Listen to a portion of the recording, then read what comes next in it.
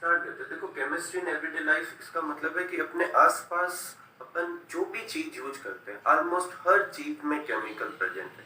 बिना केमिकल के अपन अपनी लाइफ को इमेजिन नहीं कर सकते। हर चीज जो है उसमें कुछ कोई ना कोई केमिकल है। जैसे कुछ एग्जाम्पल अपन देखते हैं केमिकल जो अपन डेली लाइफ में यूज करते हैं। जैसे सोप यूज करते हैं, डिटर्जेंट यूज करते हैं, ये क्या है? केमिकल्स है।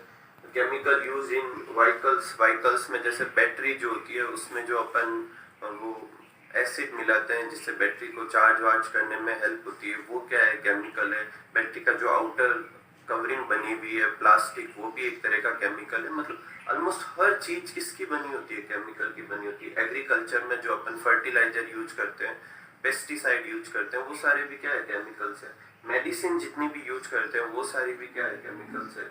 या फिर टेक्सटाइल और पेपर इंडस्ट्री। टेक्सटाइल इंडस्ट्री बोले तो जिसमें अपन क्लोथ बनाते हैं उसको कहते हैं टेक्सटाइल इंडस्ट्री, उसमें भी केमिकल यूज करते हैं। फूड प्रिजर्वेटिव क्या होते हैं? कुछ ऐसे केमिकल्स होते हैं जो फूड को लंबे समय तक स्टोर करने में हेल्प करते हैं, उन्हें सड़ने से बचाते हैं, उन्हें रेंसिड होने से बचाते हैं। उसको क्या कहते हैं? Food preservative. वो भी एक तरह के केमिकल मिलाए जाते हैं।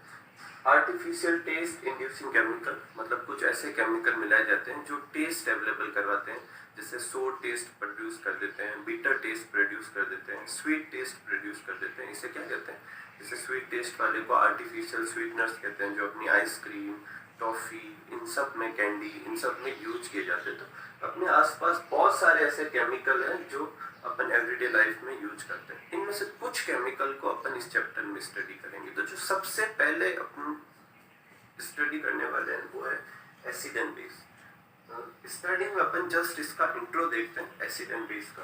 देखो एसिड वो सब्सटेंस होते हैं जो सोर होते हैं टेस्ट में, मतलब खट्टे होते हैं टेस्ट में। उन सब्सटेंस को क्या कहते हैं? एसिड कहते हैं। अब कुछ एसिड ऐसे होते हैं जिन्हें अपन टेस्ट नहीं करना चाहेंगे क्योंकि वो स्ट्रांग होंगे तो अपन को हार्म कर सकते हैं। तो फिर हम उसे आइडेंटिफाई कैसे करेंगे कि ये एसिड है या नहीं?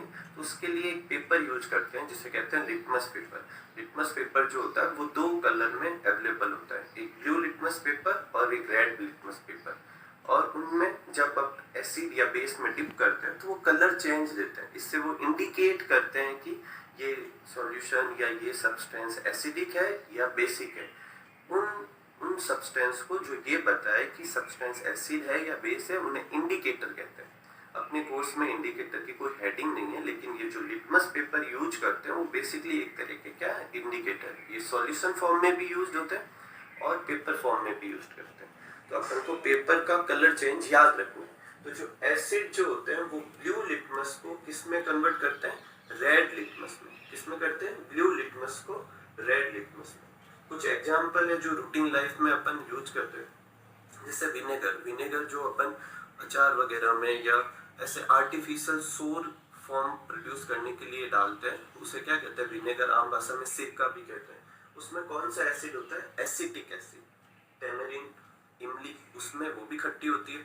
उसमें कौन सा एसिड होता है? Tartaric acid. ऑरेंज, ये भी खट्टा होता है। इसमें कौन सा एसिड होता है? Ascorbic acid. ऐसे कैसे स्टिंग ऑफ रेड एंड जो होती है उसकी भी स्टिंग जो होती है उसमें जलन जो प्रोड्यूस होती है उसके काटने के ऊपर, वो उसी वजह से होती है क्योंकि वो अपनी बॉडी में क्या इंजेक्ट कर देती है?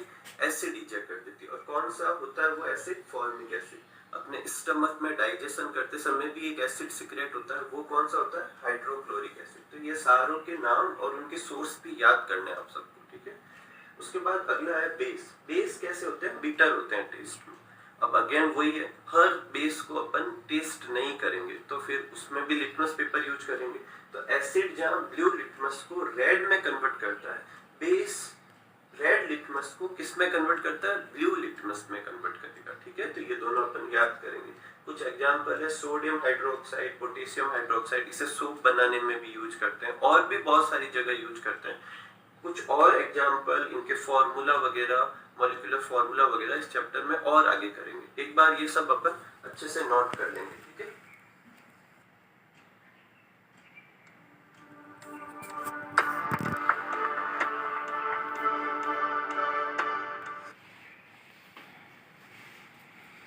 नेक्स्ट हम स्टार्ट करते हैं डेफिनेशंस।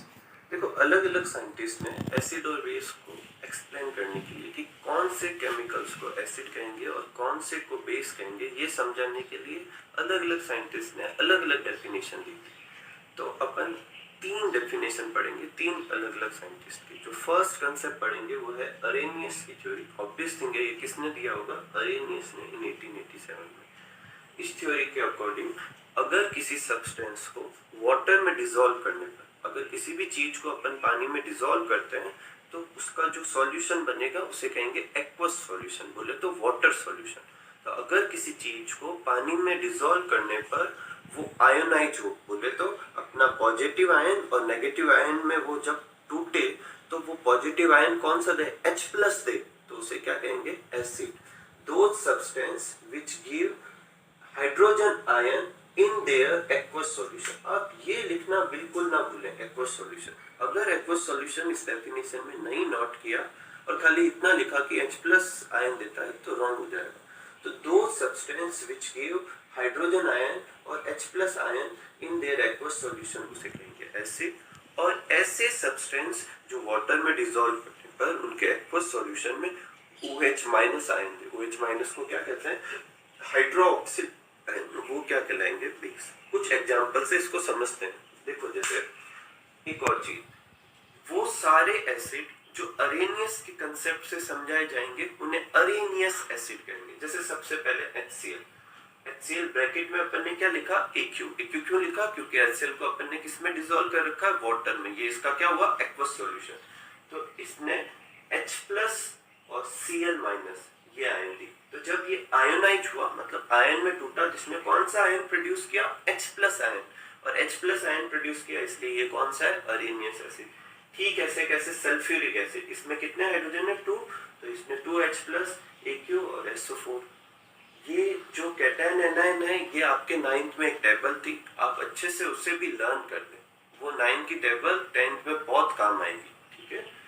अगला है एसिटिक एसिड, इसमें H+ और पीछे का CH3CO-। ऐसे कैसे? इस वाले को कहते हैं कार्बोनिक एसिड।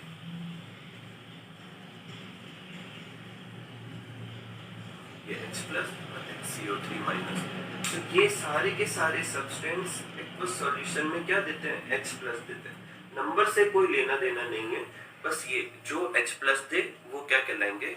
Arrhenius acid. इसी तरीके से अपन किसके एग्जांपल देखेंगे? बेस के। पहले ये नोट कर लीजिए।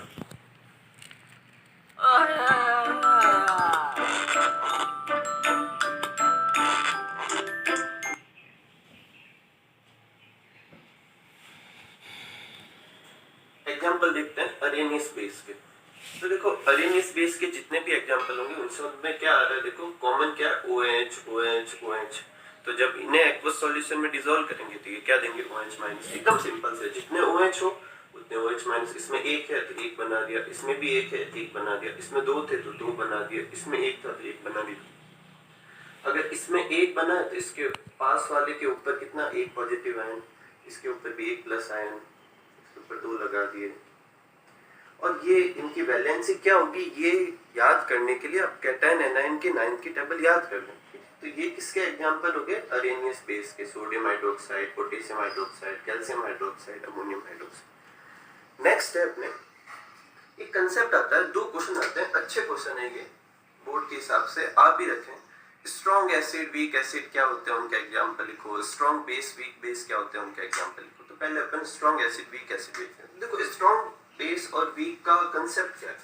सपोज करो कि किसी एसिड के मॉलिक्यूल 100 मॉलिक्यूल, तो क्या ये ऑलमोस्ट पूरे के पूरे 100 मॉलिक्यूल, जैसे मान लो अपन मान लेते हैं HCl, तो क्या ऑलमोस्ट 100 HCl ने 100 H+ और 100 Cl- बोले तो ये पूरे के पूरे ही डिसोसिएट हो गए, या इनमें से 20 तो डिसोसिएट हो गए H+ और Cl- में, और 80 ऐसे कैसे रह गए? तो अगर कंप्लीटली आयनाइज्ड होते हैं तो उन्हें कहेंगे स्ट्रॉन्ग, और अगर कुछ अनडिसोसिएट फॉर्म में रह जाते हैं, पीछे वो आयन में कन्वर्ट ही नहीं होते, कुछ ही पार्ट उसका कन्वर्ट होता है, तो उसे क्या कहेंगे? वीक। दोनों की डेफिनेशन में यही लिखना है। तो acid which completely ionized in aqueous solution are strong acid. इसके एग्जांपल क्या होंगे? हाइड्रोक्लोरिक एसिड, सल्फ्यूरिक एसिड और HNO3, जिसको क्या कहते हैं? Nitric acid. और acid which does not completely ionized in aqueous solution, वो क्या कहलाते हैं? वीक एसिड, इसका एग्जांपल क्या हो जाएंगे एसिटिक एसिड और कार्बोनिक एसिड। अगर इनके 100 मॉलिक्यूल लूंगा तो मुश्किल से 5 to 10 मॉलिक्यूल ही H+ देंगे, बाकी इसी फॉर्म में रह जाएंगे, इसलिए इनको क्या कहते हैं वीक एसिड। ठीक है, तो ये आप नोट कर लीजिए।